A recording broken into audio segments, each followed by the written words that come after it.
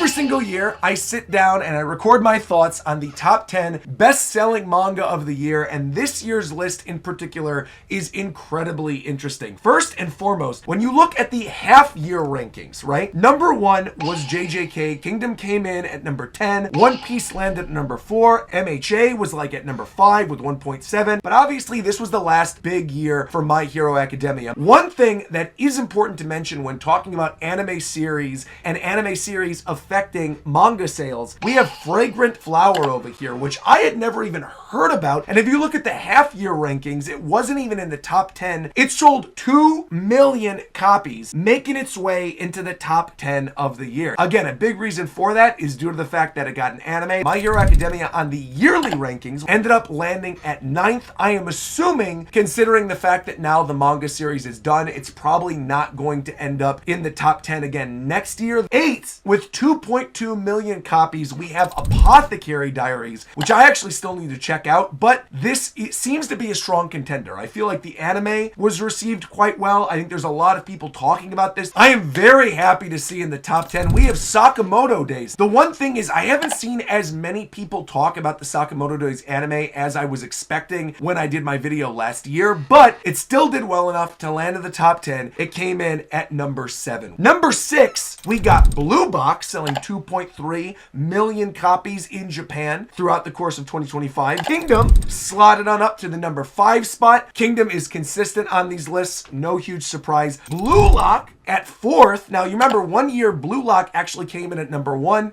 That wasn't the case this year, but it's still holding very, very strong. At 3, which I said last year this series was going to do very well with the anime, Dandadan. If you go back and you watch my video last year, I specifically said we are going to look at a top 10 list at the end of 2025, and the top 3 will include Dandadan. I was right, just barely. It had a really quality anime. The other thing that is incredibly interesting to bring up is the fact that Jujutsu Kaisen sold 3.3 million in the first half, 600,000 in the second half. I am predicting that for next year's list, we are going to see a massive drop-off for JJK if that next season of the anime does not hit. The really interesting thing I wanted to bring up, One Piece coming in at number 1 again with 4.2 million copies. Big reason for that is the volume that released towards the end of the year. The volume, in fact, that I picked up when I was in Japan, and that really ended up propelling One Piece's numbers. And I think it's pretty amazing the fact that you get one manga volume release and it could do that much damage to the top 10. Overall, I feel like this year's list was really interesting. We got a lot of new fresh faces, and once again, One Piece lands at the top, as it should,